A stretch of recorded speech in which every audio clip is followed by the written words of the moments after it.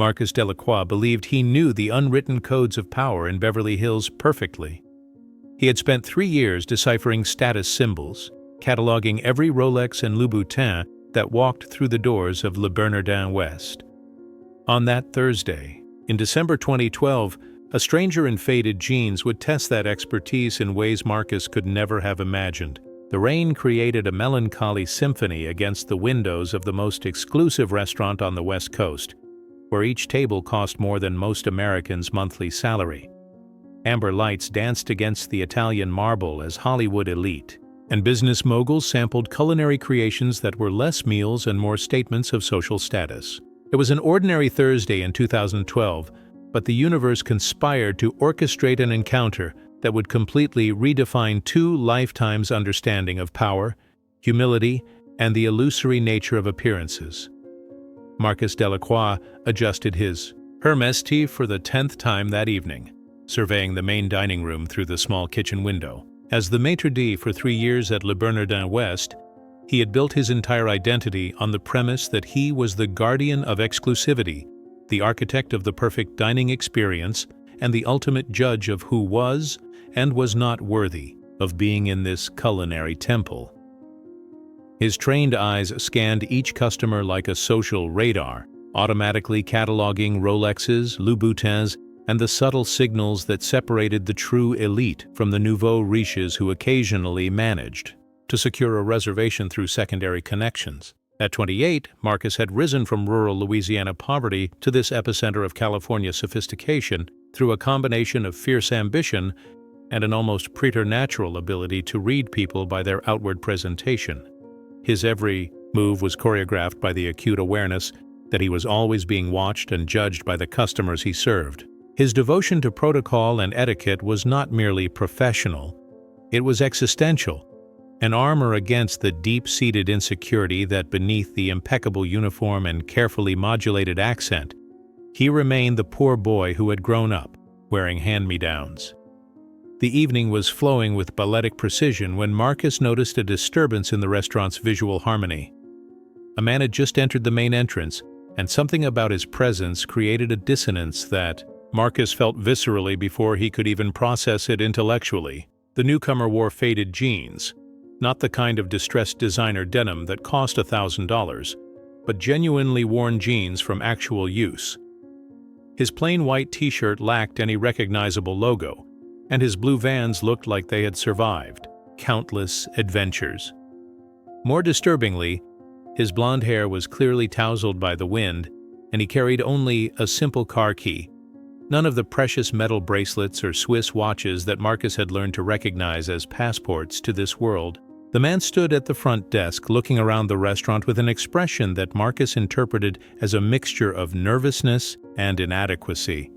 He probably lost a bet, Marcus thought with growing disdain, or he's here by mistake thinking, this is some ordinary diner on the Pacific Coast Highway. The possibility that someone could be genuinely comfortable in this environment while wearing clothes that looked like they'd been bought at a department store never crossed his mind. To Marcus, comfort and belonging were privileges that had to be bought, displayed, and constantly validated through material symbols. As the man approached the reception desk, Marcus intercepted him with the professional smile he reserved for delicate situations. "Good evening, sir," he said with a warmth that didn't reach his eyes. "How may I help you this evening?" There was a subtle inflection in his voice, not gruff enough to be considered rude, but clearly communicating that he doubted the man had any legitimate reason to be there. The man smiled back, and Marcus noticed that his blue eyes held a quality of genuine warmth that was surprisingly rare in this environment where most smiles were calculated social transactions. "Hello," he replied in a voice that had a comforting quality, as if each word were chosen to put others at ease. "I'd like a table, if possible." Marcus flipped through his reservation book with deliberately slow movements, allowing the silence to stretch long enough to be uncomfortable. He murmured, frowning with theatrical concern. "I'm afraid we're completely booked tonight. Our next available time would be, let me see, in approximately 6 weeks." It was a partial lie. They always kept a few tables, available for last-minute VIPs. But Marcus had decided that this particular client didn't qualify for such consideration. The man nodded understandingly, showing no sign of irritation or frustration. "I completely understand. It's a beautiful restaurant. I imagine demand is high." His response caught Marcus off guard. Most people in this situation would be defensive, try to negotiate, or mention important connections. This man simply accepted the situation with a grace that Marcus found simultaneously admirable and infuriating. "In fact," the man continued, looking around the space with genuine admiration, "even if I don't get to dine here tonight, I'd like to congratulate you on the setting. It really is special." There was something about the way he said it, no flattery, no attempt to impress, that made Marcus momentarily question his initial judgment. But doubt was quickly crushed by the weight of 3 years of professional conditioning. Marcus had seen too many attempts at manipulation, too many performances designed to gain access through charm when money and status failed. "I appreciate the comment," he replied coolly. "Perhaps you would be better off trying some of the more affordable establishments in the area. I'm sure you'll find something to suit your budget." The word budget was pronounced with a particular inflection that turned it into an elegant blade, cutting without spilling any visible blood. The man blinked once, slowly, and Marcus saw something change in his eyes. Not anger, but a kind of sadness that the maitre d' couldn't fully interpret. "I see," the man said quietly. "Well, thank you for your time." He turned to leave, but something in Marcus, perhaps the vestige of humanity that still lingered beneath layers of social ambition, made him hesitate. Or perhaps it was simply his professional instinct warning him that there was something he wasn't fully grasping about the situation. "Wait," Marcus called, his voice carrying a note of authority that he had honed through years of practice. The man turned, and Marcus decided to escalate his power performance. "May I ask how you heard about this restaurant? Our regulars usually, well, they have a certain profile." It was a question designed to humiliate, to force the man to admit that he was out of his element, that he had aspirations above his station in life. Marcus expected a stammer, an apology, perhaps a story about winning the lottery or a pathetic attempt to impress him with fictitious connections. Instead, the man studied him for a long moment, and Marcus felt inexplicably exposed under that gaze. "Someone recommended it to me," the man replied simply. "Said the food here was exceptional, and that the staff treated all customers with genuine respect." The words carried a weight that Marcus couldn't quite identify, but it made him feel suddenly uncomfortable. There was a quality to the man's voice, not accusatory but deeply disappointed, that penetrated the maitre d's carefully constructed defenses. "Well," Marcus replied, regaining his composure, "I'm afraid our standards are particularly high. It's not a personal matter, you understand. We simply maintain a specific environment for our established clients." He gestured vaguely toward the room where men in $5,000 suits were sipping wines that cost more than used cars. The man followed his gesture, watching the scene with an expression that Marcus interpreted as barely concealed envy. "Are they loyal customers?" he asked, his voice maintaining that same calm quality that was beginning to irritate Marcus deeply. "Extremely," Marcus replied with genuine pride. "Some have been dining here weekly for years. We build relationships, you know. It's not just about serving food. It's about creating an exclusive experience for people who value and can afford excellence." "Relationships," the man repeated thoughtfully. "That's interesting. And do you feel like you know these regulars?" "Well?" The question seemed innocent, but something in the tone made Marcus feel as if he were being tested. In some way he didn't understand. "Certainly," he replied defensively. "It's my job to know each client's preferences, their expectations, their circumstances." "Circumstances?" the man echoed with a small smile that didn't reach his eyes. "And you feel like you can gauge a person's circumstances by looking at them?" Marcus felt a trap closing around him, but he couldn't identify its nature. "Experience teaches you to recognize signs," he said carefully. "When you work in an environment like this, you develop Instincts. Instincts? The man nodded. And your instincts about me? It was too direct a question, too personal for the kind of conversation Marcus was used to having with strangers. But something about the way it was asked, without aggression, almost with scientific curiosity, compelled him to answer honestly. Honestly? Marcus squared his shoulders, deciding that blunt brutality would be more effective than diplomatic subtlety. My instincts tell me you're someone who heard about this place, maybe saw it in a magazine or on a TV show and decided to see how the other half lives. There's nothing wrong with that, he added quickly. But our clients pay for exclusivity, and part of what they pay for is the assurance that they won't have to share their space with foodie tourists. The words came out crueler than Marcus had intended, but once they were spoken, he decided to stand by them. After all, honesty was a virtue, and he was simply protecting the integrity of the establishment he served with. Complete dedication. The man absorbed the words in complete silence, and Marcus watched a range of emotions pass over his face: surprise, hurt, and finally something that looked almost pity. Not the self-pity Marcus had expected, but pity, directed at himself. Food tourists, the man repeated softly. That's an interesting way to describe people who want to experience good food. He paused, looking around the restaurant again. May I ask how long you've worked here? 3 years, Marcus replied, unsure of why he was continuing the conversation. Something about the man's presence compelled him to give answers he wouldn't normally give. And do you like the job? The question was so simple, so direct, that Marcus found himself momentarily speechless. When was the last time someone had asked him how he liked his job, not as a social courtesy, but with genuine interest? It's a prestigious job, he finally replied. Working in an establishment like this has opened a lot of doors for me. That didn't answer my question, the man observed kindly. Marcus felt suddenly exposed, as if his motivations were being dissected by someone who saw through the layers of rationalization he had built up over the years. Yes, he admitted reluctantly. I like it. I like the precision, the excellence, the feeling of being part of something special. And how does it feel when you have to deny someone that special experience? The question hit Marcus like a punch in the gut. No one had ever questioned this aspect of his work.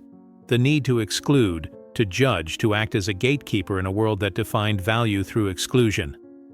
It's part of the job, he stammered, his confidence beginning to erode.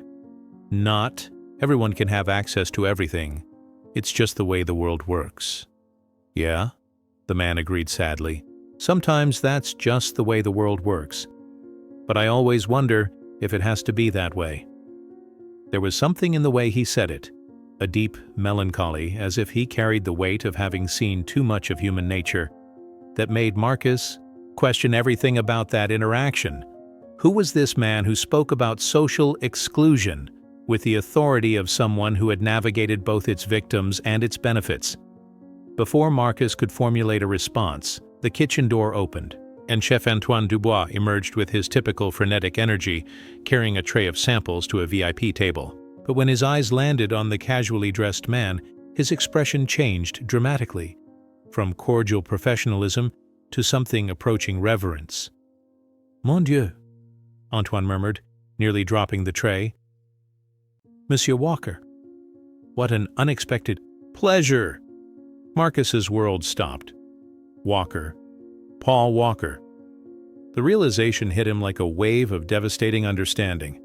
The man in faded jeans and Vans was no foodie tourist or social imposter. He was the owner of the restaurant, not just a silent investor or financial partner, but the man who had personally chosen every piece of art on the walls, approved every item on the menu, and established the philosophy of serving exceptional food with genuine hospitality that was printed on every promotional material. Marcus felt his legs go weak as 3 years of memories rearranged themselves in his mind like puzzle pieces finally fitting together. The occasional visits from a consultant who would quietly observe the service. The subtle changes to the menu that would appear after those visits. Management's insistence that all employees treat every customer, regardless of appearance, with absolute respect. The whispered stories about the owner who had made his fortune in Hollywood but preferred to remain anonymous, visiting his properties without fanfare. "Chef," Paul said calmly, his tone carrying an authority that Marcus now recognized retrospectively in every word of their previous conversation, "how are things going tonight?" Antoine straightened instinctively.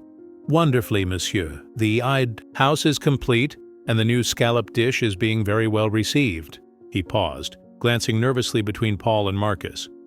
"Were you, checking to see how Marcus here was treating our guests?" The question hung in the air like a guillotine about to fall. Paul looked at Marcus with those same blue eyes that had shown only patience and understanding moments before. But now Marcus could see the sharp intelligence behind them. The mind that had built an empire in entertainment before he was 30, and then diversified into the hospitality industry with equal success. "Actually," Paul said slowly, Marcus was explaining the restaurant's policies on exclusivity. Each word was spoken with surgical precision, and Marcus felt each one like a blade. Chef Antoine paled visibly. As executive chef for 2 years, he knew Paul's uncompromising views on hospitality. The owner had been absolutely clear from day one. Le Bernardin West was to be a place where anyone who could afford service would be treated like royalty, regardless of appearance, accent, or social background. "Je suis désolé," Antoine muttered, switching to French in his discomfort. "Marcus, perhaps you should—" "No," Paul interrupted gently, but with unmistakable authority. Marcus was doing what he believes is his job. It's not his fault if our communication about values wasn't clear enough. The generosity of Paul's words somehow made them more devastating. Marcus would have preferred anger, shouting, public humiliation. Instead, he was being treated with the same patience and understanding that he had interpreted as weakness when he believed he was dealing with a social intruder. "Mr. Walker," Marcus began, his voice coming out as a strangled whisper, "I didn't." "No, I thought—" "You thought exactly what anyone would think looking at me tonight," Paul replied calmly, "and you based your actions on that assessment. The question is that in line with the kind of experience we want to create here?" It was a rhetorical question, but Marcus felt compelled to answer. "No, sir, absolutely not." Paul nodded, not with satisfaction, but with the sadness of someone who had expected a different answer. "Marcus, may I ask why you wanted to work here?"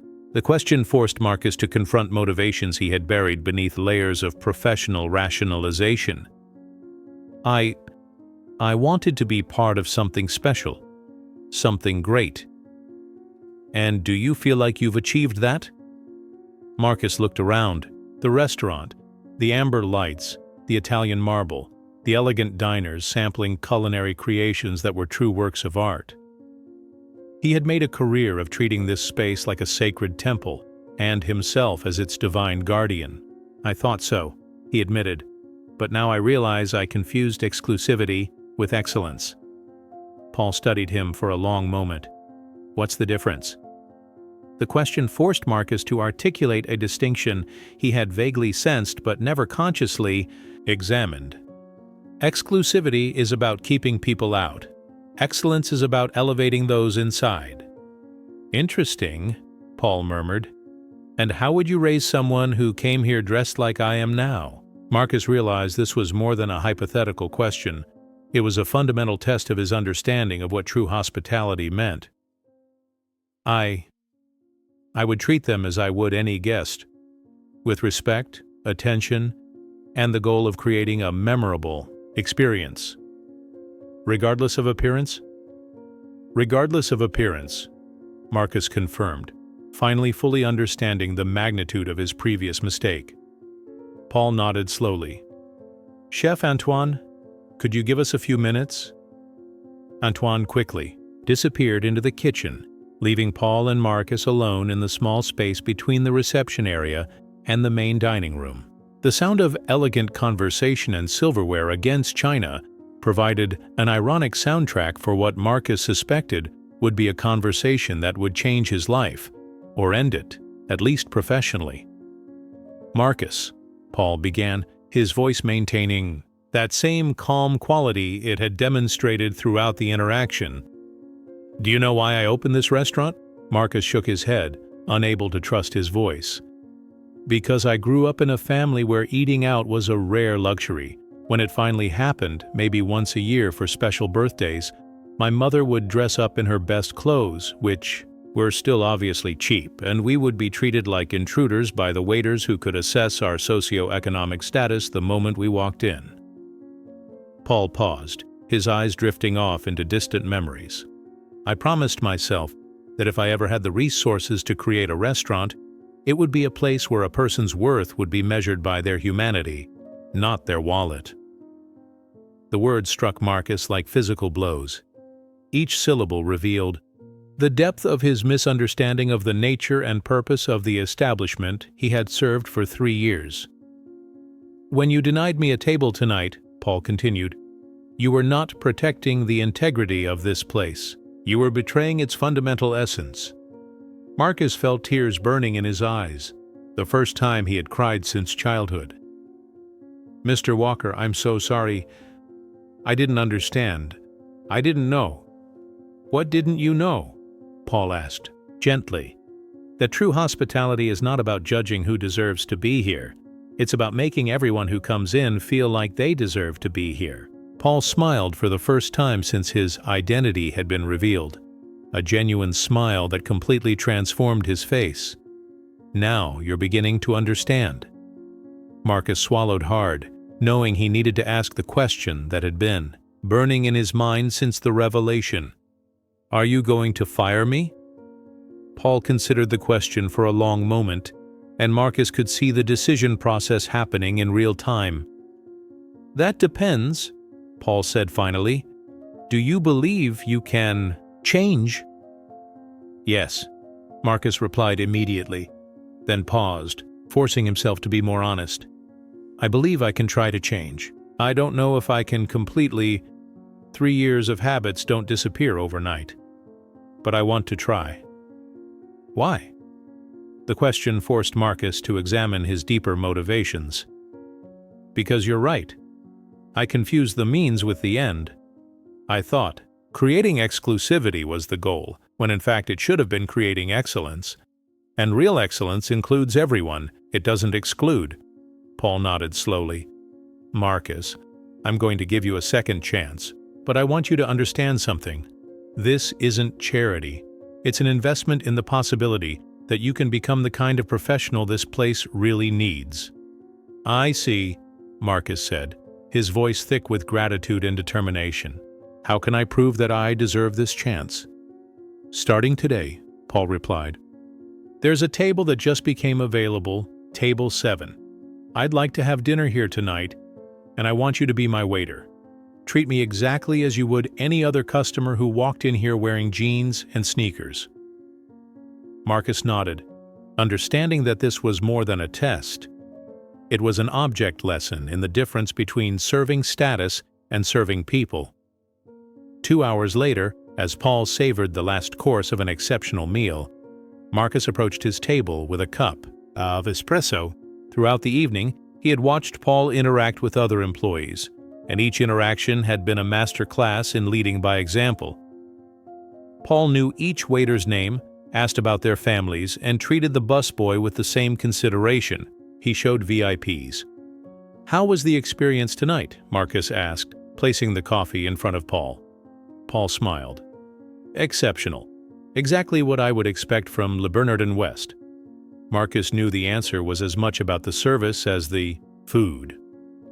"Mr. Walker, may I ask a personal question?" "Of course. Why didn't you identify yourself immediately when I was treating you so badly? Anyone else in your position would have publicly humiliated me." Paul considered the question as he stirred his coffee.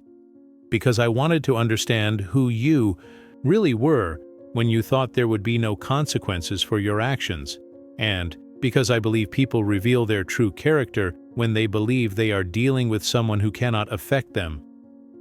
"And what did you discover about my character?" that you are someone who has been taught to value the wrong things, but who has the capacity to learn to value the right things. The question is whether you will choose to do so." Marcus nodded, understanding that he had been given more than a second chance. He had been given an education in leadership, humility, and the true meaning of hospitality. 6 months later, Marcus Delacroix had become one of the most respected maitre d's in Beverly Hills, known not for his ability to exclude, but for his ability to make each customer feel like the most important person in the restaurant. Paul Walker never mentioned the incident publicly, but he would occasionally show up at Le Bernardin West, dressed casually, watching discreetly as Marcus applied the lessons he had learned on that transformative December night.